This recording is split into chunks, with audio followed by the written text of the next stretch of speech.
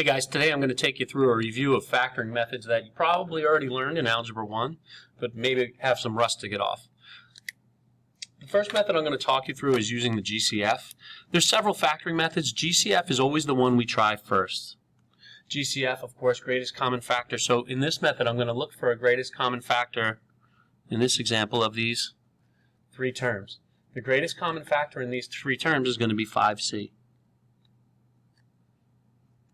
So I'm going to take out a 5c, and then the question becomes, well, what do I have to multiply 5c by to become the three terms inside?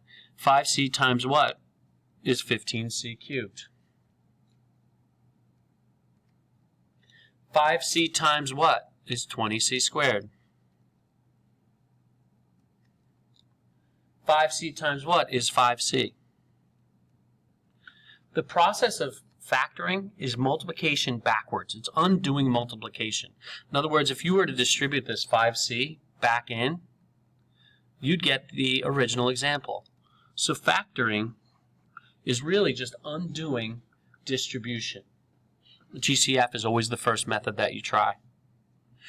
Well, in the second example, we have four terms. I can't get a GCF of all four of these terms. There are b's in 3 out of the 4. There are 2's in 3 out of the 4. There are 3's in 3 out of the 4, but there's no GCF to get out of all of them. So instead, I'm going to do more than one GCF. I'm going to break this into two pieces using a squiggly. I can take a 3b out of the first half, and I can take a -2 out of the second half. When I take a 3b out of the first half, inside here I'll have b plus 6. Because 3b times b is 3b squared, and 3b times 6 is 18b. I could take a -2 out of the second half.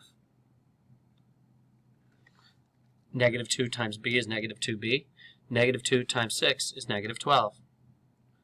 The outsides become one binomial, become one factor. And the insides, which if done correctly will match up, done correctly, or if this factoring method is valid, they'll match up. And again, remember what we said. Factoring is undoing distribution. So if you were to double distribute or FOIL this, you would do 3b times b plus 6, and you do -2 times b plus 6. The process of factoring is basically undoing multiplication. So factoring by GCF is what we always try first. Perhaps you can factor by GCF in two different groups. If neither of those work, we can look at trinomials and find their products and sums. This method has no good name, but you might remember this. I'm using the a term to be the coefficient before the x squared. B is going to be the coefficient before the x, and c is going to be the constant at the end. And in this method, I'm finding two numbers who have a product of AC. So a product of AC and a sum of B. And different teachers show this a different way. I like to show it using a table. So in this case, my A is 1, my B is 7, and my C is 10. I know my A is 1 because there's no number before the x squared, so it's just 1. So I'm looking for a product of AC, a product of 1 times 10, things that multiply to be 10, and add up to be 7. So what are some things that multiply to be 10 and add up to be 7? Well, I got things like 1 and 10. They certainly multiply to be 10, but they don't add up to be 7. How about -1 and -10? Well, they're going to add up to be a negative number. I don't need things that add up to be a negative number.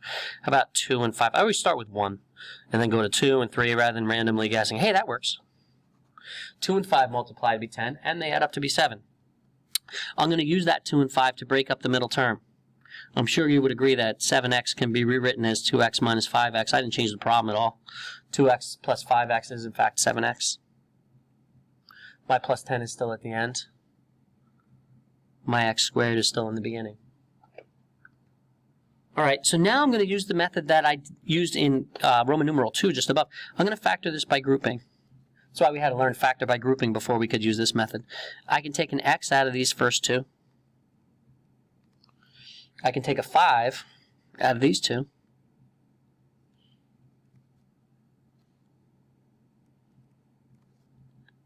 And again, I use the 2 on the outside to create one factor. I use the pair that match up on the inside to create the other factor. And I'm done. These are the two binomials that multiplied together would get x squared plus 7x plus 10. So it's easy to check your answer. You could go FOIL this. X times x. X times 2. 5 times x. 5 times 2. So you could double distribute or FOIL them back together in order to confirm that you have the correct answer.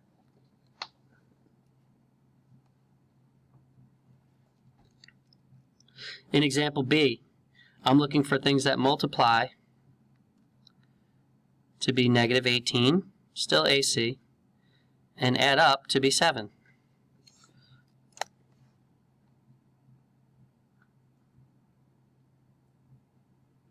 Sorry about that.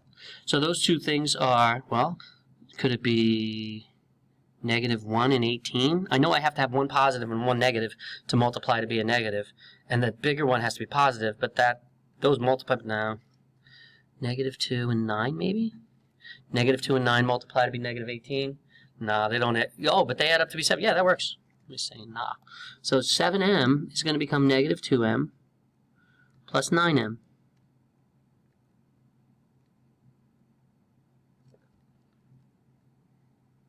Put my squiggly in.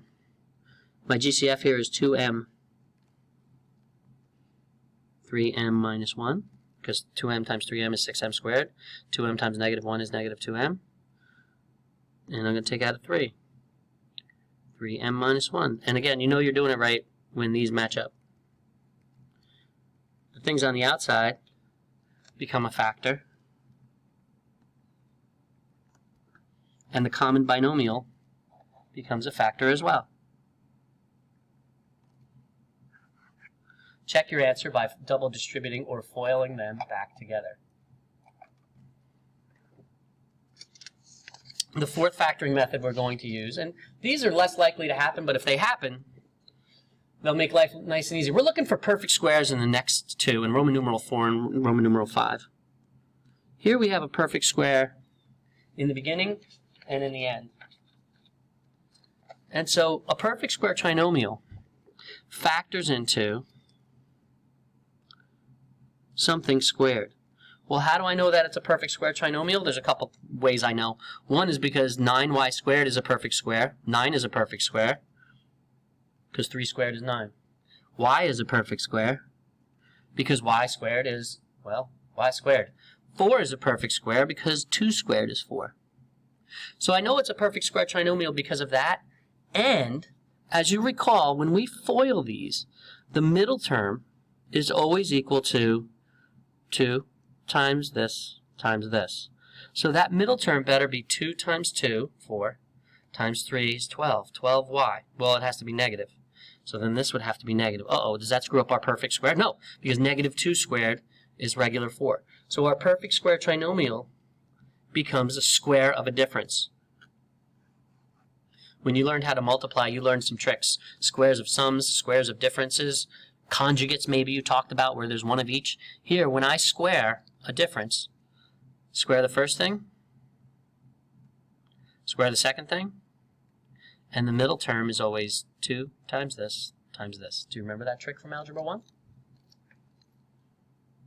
Here we have perfect squares again in Roman numeral 5. So I know that there's going to be, I'm going to need to do a 5x times a 5x.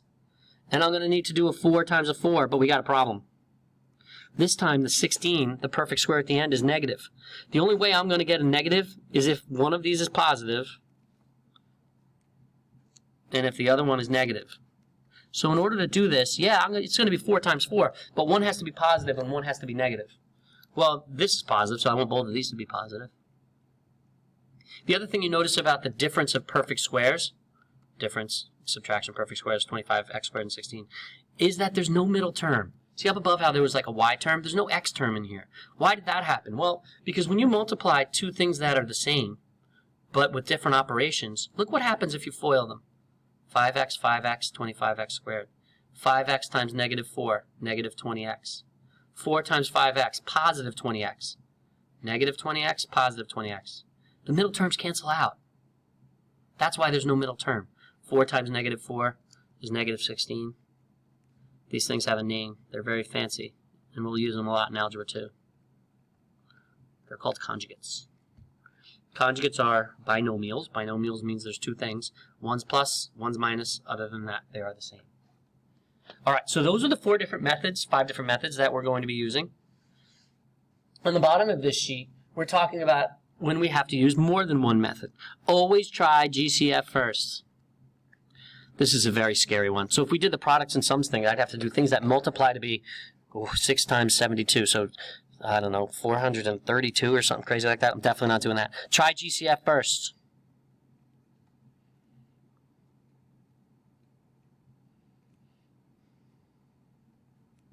Well, that's a much nicer thing in order to factor.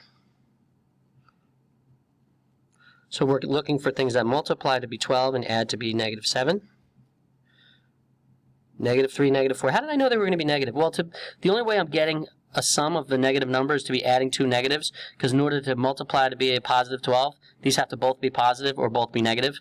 Well, they can't both be positive to get that, so I'm going to break my 7c into negative 3c minus 4c, right? Negative 3c minus 4c plus 12, still there. C squared, still there. 6, don't forget to, don't lose your 6 along the way. So I'm taking a c out of the first 2 terms. We're factoring by grouping.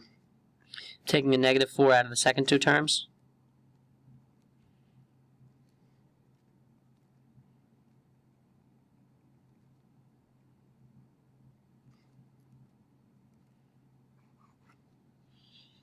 So here we have 3 different factors. Often you need to use more than one method. Always try GCF first. All right, 9x squared minus 144. I am going to factor a 9 out of this first. Do you remember the trick?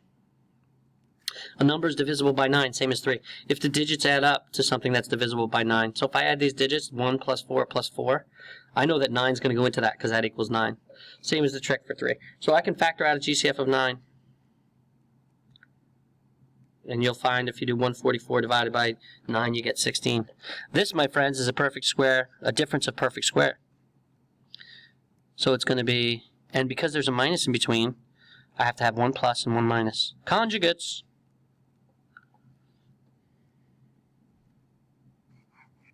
So again, factor out a GCF first. I'm left with a difference of perfect squares. Then I can factor that into x plus 4 x minus 4. Truth be told, this is a perfect square, difference of perfect squares too.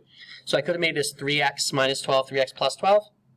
And then I would have had to take a 3 out of each of them, which would give me the 9. I think this is faster. I think it's always faster to do GCF first. Another awful one. Do you really want to do 12 times 243? And try to find what multiplies to be that and adds to 108? I don't. So instead, I'm going to take out the 3. How do I know these are all divisible by 3? Add the digits. 1 plus 2. 1 plus 0 plus 8. 2 plus 4 plus 3. Hey, those are all divisible by 3.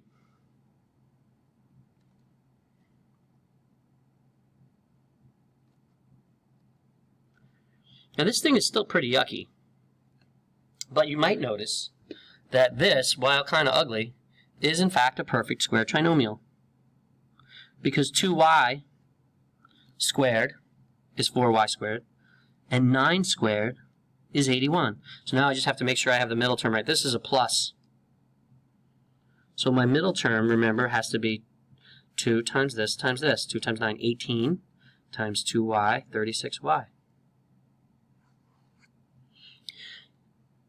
Other methods for solving would be completing the square and using the quadratic formula. We'll do those at a different time. So these are all the methods that we're going to be using for factoring. And eventually we're going to be using these for solving quadratic equations. Hope that helped. Take care, guys.